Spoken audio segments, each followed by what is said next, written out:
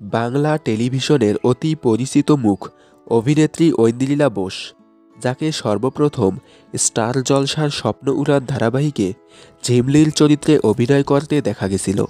তারপর বহুদিন বিরতি নেওয়ার পর তাকে জি বাংলার আলো ছায়া ধারাবাহিকে ছায়ার চরিত্রে অভিনয় করতে দেখা গেছিল।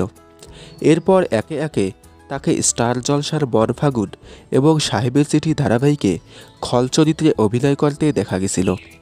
সাহেবের চিঠি শেষ হওয়ার পর তাকে আর কোনো ধারাবাহিকে দেখা যায়নি। এবার নতুন রূপে ফিরছেন তিনি। এবার ধারাবাহিকের পর বড় পর্দায় ডেবিউ করতে চলেছেন ঐন্দ্রিলা বোস। আর সেই খবর তিনি নিজেই সোশ্যাল মিডিয়ায় জানালেন।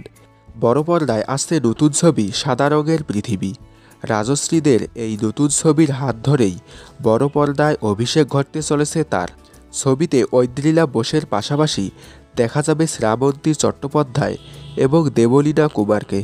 তাহলে এবার বড় পর্দায় আসছে ঐন্দ্রিলা বোসের নতুন ছবি সাদা রঙের পৃথিবী। ছবিটি দেখার জন্য আপনারা কতটা এক্সাইটেড কমেন্টে জানাবেন। ভিডিওটি ভালো লাগলে একটি লাইক দিন এবং বিনোদন জগতের সকল আপডেট সবার আগে পেতে চ্যানেলটি সাবস্ক্রাইব করে রাখুন।